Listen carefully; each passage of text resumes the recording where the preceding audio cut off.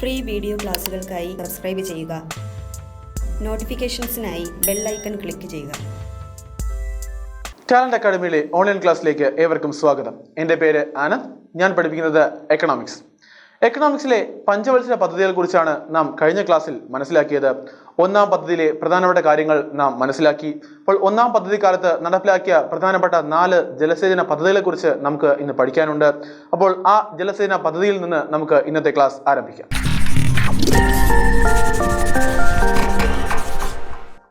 പ്രിയ കൂട്ടുകാരെ, ഒന്നാം പഞ്ചവത്സര പദ്ധതിയിലെ പ്രധാനപ്പെട്ട കാര്യങ്ങൾ, അതായത് 1951 മുതൽ 56 വരെ ഇന്ത്യയിൽ നടപ്പിലാക്കിയ പ്രധാനപ്പെട്ട കാര്യങ്ങളെക്കുറിച്ച് നാം പഠിച്ചു കഴിഞ്ഞു. അപ്പോൾ ഇനി ഒന്നാം പദ്ധതി കാലത്ത് നടപ്പിലാക്കിയ ചില ജലസേചന പദ്ധതികൾ, മൾട്ടി പർപ്പസ് പ്രോജക്റ്റ് അല്ലെങ്കിൽ വിവിധോദ്ദേശ പദ്ധതികളെക്കുറിച്ച് നാം പഠിക്കണം. അത് പഠിക്കാനായി വേണമെന്ന് നാം മനസ്സിലാക്കിയിട്ടുണ്ടായിരുന്നു. അപ്പോൾ ആ ഒരു 4 പ്രധാനപ്പെട്ട ജലസേചന പദ്ധതികൾ, ആ പദ്ധതി ഉൾപ്പെടുന്ന നദി ഏതാണ്, അത് ഏത് സംസ്ഥാനത്തിലാണ് എന്ന കാര്യം നമുക്ക് ഇപ്പോൾ നോക്കാം. അതായത് ദാമോദർ വാലി ഒന്നാമത്തേതാണ്. ദാമോദർ വാലി ദാമോദർ നദിയിലാണ്. സ്ഥലം പശ്ചിമ ബംഗാൾ. ദാമോദർ വാലി, ദാമോദർ നദി, പശ്ചിമ ബംഗാൾ. അപ്പോൾ ദാമോദർ വാലി അണക്കെട്ട് ഏത് നദിയിലാണെന്ന് ചോദിച്ചാൽ അത് ദാമോദർ നദിയിലാണ്. സ്ഥലം പശ്ചിമ ബംഗാൾ അല്ലെങ്കിൽ വെസ്റ്റ് ബംഗാൾ. അടുത്ത ഹിരാക്കുഡ് അണക്കെട്ട് ഏത് നദിയിലാണെന്ന് ചോദിച്ചാൽ അത് മഹാനദി. സ്ഥലം ഒഡീഷ. അടുത്തത് ഭക്രാനങ്കൽ, അത് സത്ലജിലാണ്. ഹിമാചൽ പ്രദേശിലും പഞ്ചാബിലുമായി നിലകൊള്ളുന്നു. അപ്പോൾ ചിലപ്പോൾ ചോദിക്കാം ഭക്രാനങ്കൽ ഏത് സംസ്ഥാനത്തിലാണ് എന്ന് ചോദിച്ചാൽ അതിന്റെ ഓപ്ഷനായിട്ട് ഹിമാചൽ പ്രദേശ് ഉണ്ടെങ്കിൽ നിങ്ങൾ ഹിമാചൽ പ്രദേശ് തന്നെ ചൂസ് ചെയ്യുക. കാരണം ശതമാനാടിസ്ഥാനത്തിൽ നോക്കുമ്പോൾ കുറച്ചെങ്കിലും ഇതിന്റെ അളവ് കൂടുതലുള്ളത് ഹിമാചലിലാണ്. അത് കഴിഞ്ഞാണ് ബാക്കി പഞ്ചാബിലുള്ളത്. അപ്പോൾ ഹിമാചൽ ഓപ്ഷൻ ഉണ്ടെങ്കിൽ ഹിമാചൽ തന്നെ നിങ്ങൾ ചൂസ് ചെയ്യുക. അടുത്തതായി മേട്ടൂർ, അത് കാവേരി നദിയിലാണ്. സ്ഥലം തമിഴ്നാടിലാണ്. അപ്പോൾ 4 കാര്യങ്ങൾ, 4 ജലസേചന പദ്ധതികൾ, മൾട്ടി പർപ്പസ് പ്രോജക്ട്, വിവിധോദ്ദേശ പദ്ധതികൾ. ഒന്ന് Damodar valley, Damodar river, West Bengal. Hirakud, Mahanadi, Odisha. Bhakra Nangal, Sutlej, Himachal Pradesh and Punjab. Mettur, Kaveri, Tamil Nadu. ഒന്നുകൂടെ Damodar valley, Damodar river, West Bengal. Hirakud, Mahanadi, Odisha. Bhakra Nangal, Sutlej, Himachal Pradesh and Punjab. Mettur, Kaveri, Tamil Nadu. ഇത്രയുമാണ് ഒന്നാം പദ്ധതിയിലെ കാര്യങ്ങൾ. ഒന്നാം പദ്ധതിയിൽ നിങ്ങൾ മുൻ വീഡിയോയിൽ മനസ്സിലാക്കി അത്രയും കാര്യങ്ങൾ പഠിച്ചു എന്ന് വിശ്വസിക്കുന്നു. അതോടൊപ്പം ഇത്രയും കാര്യങ്ങൾ കൂടെ ഒന്നാം പദ്ധതിയിൽ നിങ്ങൾ ഇൻക്ലൂഡ് ചെയ്ത് പഠിക്കുക. അത് കഴിഞ്ഞ് ഇനി നമുക്ക് രണ്ടാമത്തെ പഞ്ചവത്സര പദ്ധതിയിലേക്ക് വരാം. ഇത്രയും കാര്യങ്ങൾ നിങ്ങൾ കൃത്യമായി മനസ്സിലാക്കി എന്ന വിശ്വാസത്തിൽ ഞാൻ രണ്ടാം പഞ്ചവത്സര പദ്ധതി ആരംഭിക്കുകയാണ്. രണ്ടാമത്തെ പഞ്ചവത്സര പദ്ധതി അല്ലെങ്കിൽ second 5-year plan. Second 5-year plan. Okay, അപ്പോൾ രണ്ടാം പഞ്ചവത്സര പദ്ധതിയുടെ കാലാവധി, രണ്ടാം പഞ്ചവത്സര പദ്ധതിയുടെ കാലഘട്ടം ഏതാണ് എന്ന് ചോദിച്ചാൽ, ഇപ്പോൾ ഒന്നാം പദ്ധതി നമുക്കറിയാം 1951 ഏപ്രിൽ 1 മുതൽ 56 മാർച്ച് 31 വരെ ആയിരുന്നു. രണ്ടാം പദ്ധതി 1956 ഏപ്രിൽ 1 1956 ഏപ്രിൽ 1 മുതൽ 1961 മാർച്ച് 31 വരെ. 1956 ഏപ്രിൽ 1 മുതൽ 1961 മാർച്ച് 31 വരെ. അപ്പോൾ രണ്ടാം പദ്ധതി കാലഘട്ടം 1956 ഏപ്രിൽ 1 മുതൽ 1961 മാർച്ച് 31 വരെ. രണ്ടാം പദ്ധതിയുടെ പേര് എന്താണെന്ന് ചോദിച്ചാൽ, രണ്ടാം പദ്ധതി അറിയപ്പെടുന്ന പേര്, മോഡലിന്റെ പേര് PC മഹലനോബിസ്. മോഡലിന്റെ പേരാണ് PC മഹലനോബിസ്. മോഡലിന്റെ പേര് PC മഹലനോബിസ് മോഡൽ. മോഡലിന്റെ പേരാണെന്ത്? PC Mahalanobis model. 2 കാര്യങ്ങൾ, കാലാവധി 1956 ഏപ്രിൽ 1 മുതൽ 61 മാർച്ച് 31 വരെ. PC Mahalanobis model. മറ്റൊരു പേര് ഇൻഡസ്ട്രിയൽ പ്ലാൻ ഓഫ് ഇന്ത്യ. മറ്റൊരു പേര് industrial plan of India. Industrial plan of India. 3 കാര്യങ്ങൾ കൃത്യമായി മനസ്സിലാക്കി എന്ന് വിശ്വസിക്കുന്നു. 1956 ഏപ്രിൽ 1 മുതൽ 1961 മാർച്ച് 31 വരെ. PC മഹലനോബിസ് മോഡൽ അല്ലെങ്കിൽ ഇൻഡസ്ട്രിയൽ പ്ലാൻ ഓഫ് ഇന്ത്യ. മലയാളത്തിലാണെങ്കിൽ ഇന്ത്യയുടെ വ്യാവസായിക പദ്ധതി. ഇൻഡസ്ട്രിയൽ പ്ലാൻ ഓഫ് ഇന്ത്യ ഇന്ത്യയുടെ വ്യാവസായിക പദ്ധതി എന്ന് അറിയപ്പെടുന്നു. രണ്ടാം പദ്ധതിയുടെ പ്രധാനപ്പെട്ട ലക്ഷ്യം എന്താണ് എന്ന് ചോദിച്ചാൽ, പ്രധാനപ്പെട്ട ലക്ഷ്യം promote industrial and transportation facility. Promote industrial and transportation. Promote industrial and transportation facility. Promote industrial and transportation facility. അതായത് ഗതാഗത വ്യവസായ സൗകര്യങ്ങൾ വർദ്ധിപ്പിക്കുക. ഗതാഗത വ്യവസായ സൗകര്യങ്ങൾ വർദ്ധിപ്പിക്കുകയായിരുന്നു രണ്ടാം പദ്ധതിയുടെ ആത്യന്തികമായ ലക്ഷ്യം. ഇനി രണ്ടാം പദ്ധതിയുടെ ഗ്രോത്ത് റേറ്റ്, വളർച്ചാ നിരക്ക്, growth rate of second 5-year plan 4.5. Aim ചെയ്തത് 4.5% ആണ്. അത് അറ്റൈൻ ചെയ്തത് 4.27%. ഇപ്പോൾ ഗ്രോത്ത് റേറ്റ് അല്ലെങ്കിൽ വളർച്ചാ നിരക്ക് ലക്ഷ്യം വെച്ചത് 4.5%, നേടിയത് 4.27%.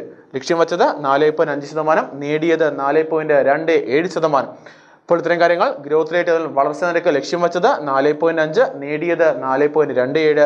ഇത്രയുമാണ് പ്രധാനമായും പദ്ധതിയെ കുറിച്ചുള്ള കാര്യങ്ങൾ. ഇനി പദ്ധതി കാലത്ത് നടപ്പിലാക്കിയ പ്രധാനപ്പെട്ട സംഭവങ്ങൾ, നിയമങ്ങൾ, കാര്യങ്ങൾ. അപ്പോൾ ആദ്യമായി 1956 ആദ്യം നടപ്പിലാക്കിയ കാര്യമാണ് industrial resolution policy. Industrial resolution policy. അപ്പോൾ വ്യാവസായിക നയ പ്രഖ്യാപനത്തോട് കൂടി ആരംഭിച്ച പദ്ധതിയാണ് ഈ രണ്ടാം പദ്ധതി, ഇൻഡസ്ട്രിയൽ റെസല്യൂഷൻ പോളിസി. അതിന്റെ മലയാളം നമുക്കറിയാം, വ്യാവസായിക നയ പ്രഖ്യാപനം. ഇൻഡസ്ട്രിയൽ റെസല്യൂഷൻ പോളിസി അല്ലെങ്കിൽ വ്യാവസായിക നയപ്രഖ്യാപനം നടത്തിയ പഞ്ചവത്സര പദ്ധതി ഏതെന്ന് ചോദിച്ചാൽ കൃത്യമായി മനസ്സിലാക്കുക, അത് രണ്ടാം പഞ്ചവത്സര പദ്ധതിയാണ്. ഇൻഡസ്ട്രിയൽ റെസല്യൂഷൻ പോളിസി അല്ലെങ്കിൽ വ്യാവസായിക നയപ്രഖ്യാപനം നടപ്പിലാക്കിയ പഞ്ചവത്സര പദ്ധതി രണ്ടാം പദ്ധതിയാണ്. ഇനി 1956 തന്നെ ഇന്ത്യയിൽ നടപ്പിലാക്കിയതാണ് നാഷണൽ ഹൈവേ ആക്ട് അല്ലെങ്കിൽ ദേശീയപാതാ നിയമം നടപ്പിലാക്കി. ദേശീയപാതകൾ രൂപം കൊണ്ടതല്ല, ദേശീയപാതാ നിയമം, നാഷണൽ ഹൈവേ ആക്ട്, ആ ഒരു നിയമം വന്ന വർഷമാണ് ഈ 1956. ലക്ഷ്യമായ ഇൻഡസ്ട്രിയലും ട്രാൻസ്പോർട്ടേഷൻ, ആ രണ്ട് കാര്യത്തിന് വേണ്ടി വന്ന ആദ്യ കാര്യമാണ് ഇൻഡസ്ട്രിയൽ റെസല്യൂഷൻ പോളിസി. ഇൻഡസ്ട്രീസിന് വേണ്ടിയും ട്രാൻസ്പോർട്ടേഷന് വേണ്ടിയാണ് നാഷണൽ ഹൈവേ ആക്ടും വന്നത്. ഓർമ്മിക്കുക രണ്ട് കാര്യങ്ങൾ, industrial resolution policy and national highway act. അടുത്തതായി 1956 September 1 LIC, life insurance corporation of ഇന്ത്യയിൽ രൂപം കൊണ്ട വർഷം, ഡേറ്റ് ആണ് 1956 September 1. LIC, life insurance corporation of India. ഇതിനൊരു പ്രത്യേകതയുണ്ട് ഈ കാര്യത്തിന്. ഇന്ത്യയിലെ ഏറ്റവും വലിയ ലൈഫ് ഇൻഷുറൻസ് കമ്പനി ഏതാണ് എന്ന ചോദ്യത്തിന് നമുക്ക് കൃത്യമായി ഉത്തരം എഴുതാം, അത് LIC അല്ലെങ്കിൽ ലൈഫ് ഇൻഷുറൻസ് കോർപ്പറേഷൻ ഓഫ് ഇന്ത്യയാണ്. ഇന്ത്യയിലെ ഏറ്റവും വലിയ ലൈഫ് ഇൻഷുറൻസ് കമ്പനിയാണ് ഈ LIC. അത് രൂപം കൊണ്ടതാണ് 56 സെപ്റ്റംബർ 1. അടുത്തതായി 1956 നവംബർ 1. പ്രത്യേകത നമുക്ക് എല്ലാവർക്കും അറിയാം, കേരളീയരായ ഓരോരുത്തരും മനസ്സിലാക്കുന്ന ഒരു കാര്യമാണ്. 56 നവംബർ 1 കേരള പിറവി ദിനമാണ്. 1956 നവംബർ 1.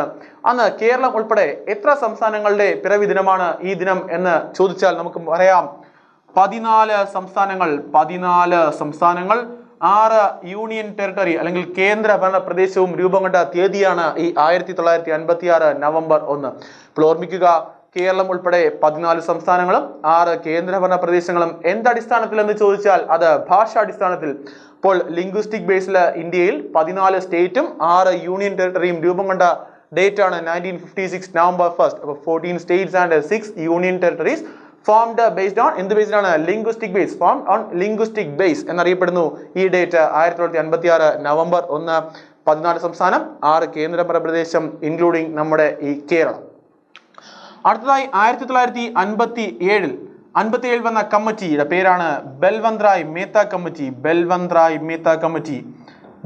റായ് മേത്ത കമ്മിറ്റി വന്ന വർഷമാണ് 1957.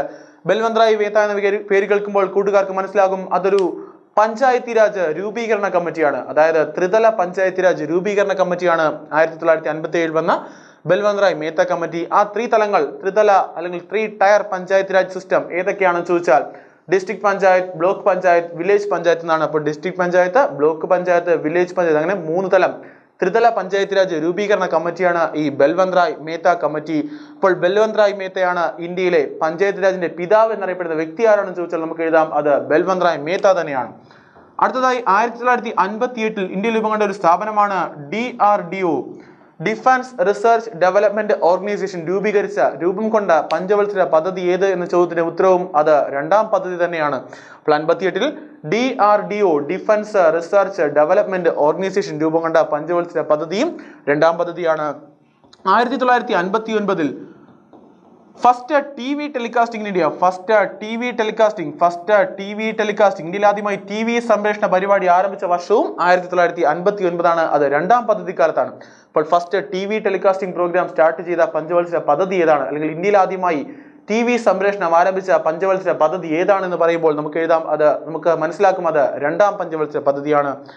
1960 പ്രധാനമായ ഒരു കരാർ, ഇന്ത്യയും പാകിസ്ഥാനും തമ്മിലുള്ള പ്രധാനമായ ഒരു കരാർ, അതായത് സിന്ധു നദീജല കരാർ, ഇൻഡസ് വാട്ടർ ട്രീറ്റി അല്ലെങ്കിൽ സിന്ധു നദീജല കരാർ. അല്ലെങ്കിൽ സിന്ധു നദീജല കരാർ രൂപം കൊണ്ടത് 1960 അത് രണ്ടാം പദ്ധതി കാലത്താണ്. ഇത് ഇന്ത്യയും പാകിസ്ഥാനും തമ്മിലുള്ളതാണ്. നേതാക്കന്മാർ ഇന്ത്യക്ക് വേണ്ടി ജവഹർലാൽ നെഹ്റുവും പാകിസ്ഥാന് വേണ്ടി അയൂബ് ഖാനും പങ്കെടുത്ത ഒരു ട്രീറ്റി അല്ലെങ്കിൽ കരാറായിരുന്നു ഈ ഇൻഡസ് വാട്ടർ ട്രീറ്റി. ഇത്രയും കാര്യങ്ങൾ ഒന്നുകൂടെ മനസ്സിലാക്കുക. രണ്ടാം പദ്ധതി കാലാവധി 1956 ഏപ്രിൽ 1 മുതൽ 1961 മാർച്ച് 31 വരെ. PC മഹ്ലനോബിസ് മാതൃക എന്നറിയപ്പെട്ടു. ഇൻഡസ്ട്രിയൽ പ്ലാൻ ഓഫ് ഇന്ത്യ അല്ലെങ്കിൽ ഇന്ത്യയുടെ വ്യാവസായിക പദ്ധതി എന്നറിയപ്പെട്ടു.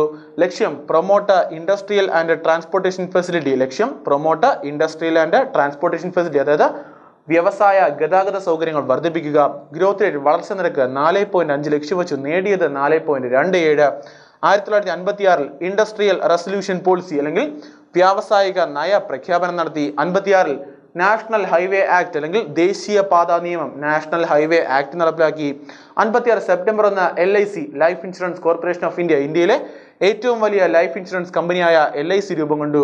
56 നവംബർ 1 14 സംസ്ഥാനങ്ങളും 6 കേന്ദ്രഭരണ പ്രദേശങ്ങളും 14 States and 6 union territories formed on linguistic base, ഭാഷ അടിസ്ഥാനത്തിൽ രൂപം കൊണ്ടു.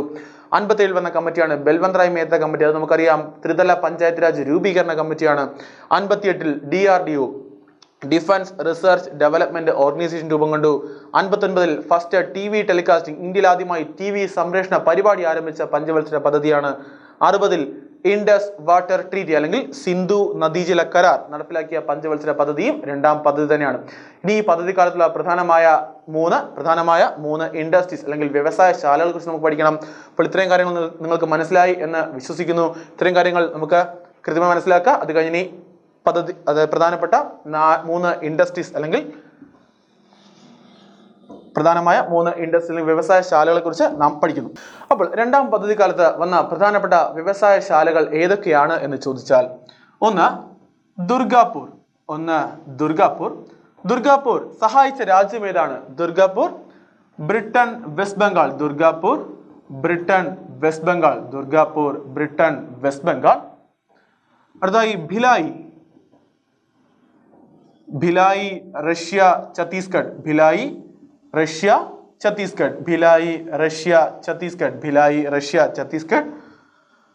റൂർക്കേല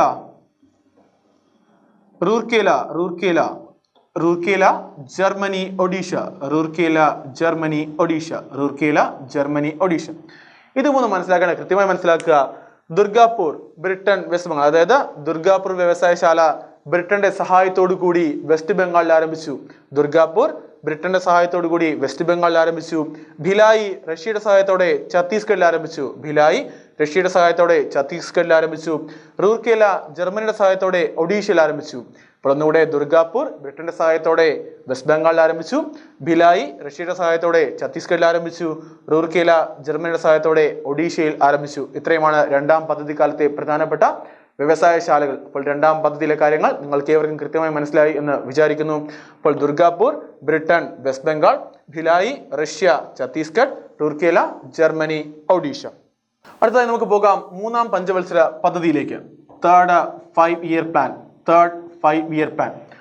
മൂന്നാം പഞ്ചവത്സര പദ്ധതിയുടെ കാലഘട്ടം നമുക്കറിയാം. അത് 1961 ഏപ്രിൽ 1 മുതൽ 1966 മാർച്ച് 31. 1961 ഏപ്രിൽ 1 മുതൽ 1966 മാർച്ച് 31 വരെയാണ്.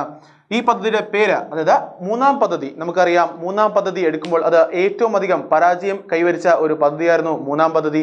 പിന്നെ പ്രധാനപ്പെട്ട കാര്യങ്ങൾ, ഒന്ന് ഇന്ത്യ ചൈന യുദ്ധം, ഇന്ത്യ പാകിസ്ഥാൻ യുദ്ധം, പിന്നെ 1966-67 കാലഘട്ടത്തിലെ കഠിനമായ ഒരു വരൾച്ചയും കാരണം ഈ പദ്ധതിക്ക് വിചാരിച്ചത്ര വിജയം കൈവരിക്കാൻ സാധിച്ചില്ല. മൂന്നാം പദ്ധതി കാലത്താണ് ഗാഡ്ഗിൽ യോജന കൊണ്ടുവന്നത്. ഗാഡ്ഗിൽ യോജന ചെയ്യാൻ ഉദ്ദേശിച്ചത് മൂന്നാം പദ്ധതി കാലത്തായിരുന്നു, പക്ഷെ അത് നടപ്പിലാക്കിയത് നാലാം പദ്ധതിയായിരുന്നു. അപ്പോൾ ഗാഡ്ഗിൽ യോജന അല്ലെങ്കിൽ ഗാഡ്ഗിൽ പ്ലാൻ, ഗാഡ്ഗിൽ മോഡൽ എന്നറിയപ്പെടുന്നത് നാലാം പദ്ധതിയാണ്. ഗാഡ്ഗിൽ യോജന പക്ഷേ നടപ്പിലാക്കാൻ ഉദ്ദേശിച്ച സമയം ഏതാണെന്ന് ചോദിച്ചാൽ അത് മൂന്നാം പദ്ധതിയായിരുന്നു. അപ്പോൾ മൂന്നാം പദ്ധതി കാലഘട്ടം 1961 ഏപ്രിൽ 1 മുതൽ 1966 മാർച്ച് 31 വരെ. ഇതിന്റെ പേര് ജോൺ സാൻഡി ആൻഡ് ചക്രവർത്തി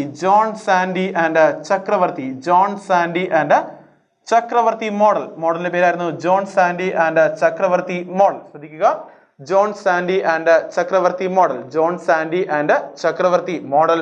ഇതിന്റെ ഒബ്ജക്റ്റീവ് ചോദിച്ചാൽ അത് economic self Reliance and increase production of food grains. Economic self-reliance and increase production of food grains. അതിന്റെ മലയാളം ചോദിച്ചാൽ നമുക്കറിയാം, സാമ്പത്തിക ഭദ്രത നേടിയെടുക്കുക, ഭക്ഷ്യസാധന ഉൽപാദനം വർദ്ധിപ്പിക്കുക. English production of food grains, ഭക്ഷ്യസാധന ഉൽപാദനം വർദ്ധിപ്പിക്കുക. ഓക്കെ, അപ്പോൾ സാമ്പത്തിക ഭദ്രത നേടിയെടുക്കുക, മറ്റൊന്ന് ഭക്ഷ്യസാധന ഉൽപാദനം വർദ്ധിപ്പിക്കുക. അടുത്തതായി മൂന്നാം പദ്ധതിയുടെ ഗ്രോത്ത് റേറ്റ് അല്ലെങ്കിൽ വളർച്ചാ നിരക്ക് ലക്ഷ്യം വെച്ചത് 5.6 ലക്ഷ്യം വെച്ചെങ്കിലും അതിന് കൈവരിക്കാൻ പറ്റിയത് വെറും 2.4%. ഓക്കെ, അപ്പോൾ മൂന്നാം പദ്ധതി എയിം ചെയ്തത് ലക്ഷ്യം വെച്ചത് 5.6%, എന്നാൽ നേടിയത് 2.4%. ഇനി ഈ പദ്ധതി കാലത്ത് നടപ്പിലാക്കിയ കാര്യങ്ങൾ നമുക്ക് നോക്കാം. 1961 ആദ്യമായി NCERT national council for education research and training രൂപം കൊണ്ടു. National council for education research and training രൂപം കൊണ്ടു. 1962 നടന്ന പ്രസിദ്ധമായ ഒരു യുദ്ധമാണ് ഇൻഡോ ചൈന വാർ. 62 നടന്ന പദ്ധതി ഏതാണെന്ന് ചോദിച്ചാൽ അത് മൂന്നാം പദ്ധതിയാണ്. ഇത് കാരണം ഇന്ത്യയിൽ ആദ്യമായി ദേശീയ അടിയന്തരാവസ്ഥ പ്രഖ്യാപിച്ചു. ഫസ്റ്റ് നാഷണൽ എമർജൻസി ഡിക്ലെയർ ചെയ്തത് 1962 ഇന്ത്യ ചൈന യുദ്ധ സമയത്തായിരുന്നു. ഇനി 1964 വന്ന ഒരു പ്രധാനപ്പെട്ട കമ്മീഷനാണ് Kothari commission, DS Kothari commission. അതൊരു വിദ്യാഭ്യാസ കമ്മീഷൻ ആയിരുന്നു. DS കോത്താരി കമ്മീഷൻ അതൊരു എഡ്യൂക്കേഷൻ കമ്മീഷൻ ആയിരുന്നു. ഓക്കെ, ഒരു എഡ്യൂക്കേഷൻ കമ്മീഷൻ ആയിരുന്ന DS കോത്താരി കമ്മീഷൻ വന്നത് 1964 1965 നാഷണൽ ഡയറി ഡെവലപ്മെന്റ് ബോർഡ്, ദേശീയ ക്ഷീര വികസന വകുപ്പ്, നാഷണൽ ഡയറി ഡെവലപ്മെന്റ് ബോർഡ്, ദേശീയ ക്ഷീര വികസന വകുപ്പ് നിലവിൽ വന്നു. ഇനി 1965 തന്നെ നടന്ന പ്രസിദ്ധമായ യുദ്ധമാണ് ഇൻഡോ പാക് വാറും നടന്നു. അപ്പോൾ ഇത്രയും. ഇനി 1965 മുതൽ 67 വരെ ഹെവി ഡ്രോട്ട്, കഠിനമായ ഒരു വരൾച്ച, ഹെവി ഡ്രോട്ട് കാരണം ഈ പദ്ധതിക്ക് വിചാരിച്ചത്ര വിജയം കൈവരിക്കാൻ സാധിച്ചില്ല എന്നുള്ളത് ഏറ്റവും സങ്കടകരമായ ഒരു കാര്യമാണ്. ഈ മൂന്നാം പദ്ധതി കഴിഞ്ഞിട്ട് 1966 മുതൽ 69 വരെ ഇന്ത്യയിൽ പ്ലാൻ ഹോളിഡേ അല്ലെങ്കിൽ പ്ലാൻ ഒരു അവധി നൽകിയ ഒരു കാലഘട്ടമാണ്. 66 മുതൽ 69 വരെ ഒരു പദ്ധതി നടപ്പിലാക്കാനുള്ള ഒരു എക്കോണമി അല്ലെങ്കിൽ സാമ്പത്തിക സ്ഥിതി ഇന്ത്യക്കില്ലായിരുന്നു എന്നതാണ് സത്യാവസ്ഥ. അപ്പോൾ മൂന്നാം പദ്ധതി ഒന്നുകൂടെ കൃത്യമായി മനസ്സിലാക്കുക. കാലാവധി 1961 ഏപ്രിൽ 1 മുതൽ 1966 മാർച്ച് 31 വരെ. അതിന്റെ പേരായിരുന്നു ജോൺ സാൻഡി ആൻഡ് ചക്രവർത്തി മോഡൽ. ലക്ഷ്യം economic self Reliance and increase production of food grains, സാമ്പത്തിക ഭദ്രത നേടിയെടുക്കുക, ഭക്ഷ്യസാധന ഉൽപാദനം വർദ്ധിപ്പിക്കുക. ഗ്രോത്ത് റേറ്റ് അല്ലെങ്കിൽ വളർച്ചാ നിരക്ക് ലക്ഷ്യം വെച്ചത് 5.6%, നേടിയത് 2.4. Expected growth rate 5.6, attained 2.4. 1961 NCERT, അതായത് +2 വിദ്യാഭ്യാസം ഏകീകരിക്കാൻ വേണ്ടി വന്നൊരു സ്ഥാപനമാണ് NCERT, national council for education research and training. 62 Indo China war. 64 DS Kothari commission, ഒരു എഡ്യൂക്കേഷൻ കമ്മീഷൻ, ഒരു വിദ്യാഭ്യാസ കമ്മീഷൻ വന്നു 64. 65 നാഷണൽ ഡയറി ഡെവലപ്മെന്റ് ബോർഡ്, ദേശീയ ക്ഷീര വികസന വകുപ്പ്, നാഷണൽ ഡയറി ഡെവലപ്മെന്റ് ബോർഡ് അല്ലെങ്കിൽ ദേശീയ ക്ഷീര വികസന വകുപ്പ് വന്നു. 1965 ഇൻഡോ പാക് വാർ, ഇന്ത്യ പാകിസ്ഥാൻ യുദ്ധം നടന്നു 65. 65-67 കാലഘട്ടത്തിൽ ഹെവി ഡ്രോട്ട്, കഠിനമായ ഒരു വരൾച്ചയും ഇന്ത്യയിൽ വന്നു. ഇത് കാരണം മൂന്നാം പദ്ധതിക്ക് വിചാരിച്ചത്ര വിജയം കൈവരിക്കാൻ സാധിച്ചില്ല എന്നുള്ളത് മനസ്സിലാക്കുക. മൂന്നാം പദ്ധതി കഴിഞ്ഞ് ഒരു പ്രസ്തമായ കാര്യമുണ്ട്. അപ്പോൾ പദ്ധതി ഇവിടെ കഴിയുന്നു. 1966 മുതൽ 69 വരെ പ്ലാൻ ഹോളിഡേ നടപ്പിലാക്കിയ കാലഘട്ടം. 1966 മുതൽ 69 വരെ പ്ലാൻ ഹോളിഡേ നടപ്പിലാക്കിയ കാലഘട്ടം ഏതാണ് എന്ന് ചോദിച്ചാലും നമുക്ക് കൃത്യമായി പറയാൻ സാധിക്കണം. 1966 മുതൽ 69 വരെ ആയിരുന്നു. അതിന്റെ കാര്യം ഇന്ത്യക്ക് അടുത്തൊരു പദ്ധതി ആരംഭിക്കാൻ വേണ്ട എക്കോണമി അല്ലെങ്കിൽ സാമ്പത്തിക സ്ഥിതി ഇല്ലായിരുന്നു എന്നത് മനസ്സിലാക്കുക. അതുകൊണ്ട് പ്ലാൻ ഹോളിഡേ ഇന്ത്യയിൽ നടപ്പിലാക്കി. ഇത്തരം കാര്യങ്ങൾ നിങ്ങൾക്ക് കൃത്യമായി മനസ്സിലാക്കുക. ഒന്നുകൂടെ 66, 69 പ്ലാൻ ഹോളിഡേ. 2, 3 പഞ്ചവത്സര പദ്ധതികളെ കുറിച്ചുള്ള വിവരങ്ങളാണ് നാം ഇന്നത്തെ വീഡിയോയിലൂടെ കൃത്യമായി മനസ്സിലാക്കിയത്. ഒന്നാം പദ്ധതി ഇതിന് മുന്നേയുള്ള ഒരു വീഡിയോയിലൂടെ നാം കണ്ട് കൃത്യമായി മനസ്സിലാക്കിയതാണ്. അതിന്റെ ശേഷമുള്ള കുറച്ച് ജലസേചന പദ്ധതികളും രണ്ടാം പദ്ധതിയിലെ കാര്യങ്ങൾ, അതിനുള്ള വ്യവസായശാലകൾ നടപ്പിലാക്കിയ കാര്യങ്ങൾ, പിന്നെ മൂന്നാം പദ്ധതി അത് പരാജയപ്പെടാനുള്ള കാരണങ്ങൾ, അത് കഴിഞ്ഞ് പ്ലാൻ ഹോളിഡേ എന്തുകൊണ്ട് നടപ്പിലാക്കി എന്ന കാര്യങ്ങളൊക്കെയാണ് നാം ഇന്നത്തെ വീഡിയോയിൽ പഠിച്ചത്. അപ്പോൾ 1951 മുതൽ 66 വരെ, അതായത് 66 പ്ലാൻ അവസാനിച്ചു, 69 പ്ലാൻ ഹോളിഡേ അവസാനിക്കുന്ന വരെയുള്ള കാലഘട്ടമാണ് നാം ഇന്ന് മനസ്സിലാക്കിയത്. അപ്പോൾ ഇത്രയും കാര്യങ്ങൾ കൃത്യമായി എൻ്റെ കൂട്ടുകാർ ഈ വീഡിയോയിലൂടെ മനസ്സിലാക്കുക. 1 മുതൽ 3 വരെയുള്ള പ്ലാനുകൾ പഠിച്ചതിന് ശേഷം അടുത്ത് നമുക്ക് 4ാമത്തെ പ്ലാനുമായി വീണ്ടും കാണാം. അതുവരെ കൃത്യമായി മനസ്സിലാക്കുക, കൃത്യമായി ഇത്രയും കാര്യങ്ങൾ പഠിച്ച് മനസ്സിലാക്കിയതിനു ശേഷം മാത്രം അടുത്ത വീഡിയോ കാണുക. അടുത്ത വീഡിയോ കാണും വരെയും ഗുഡ് ബൈ.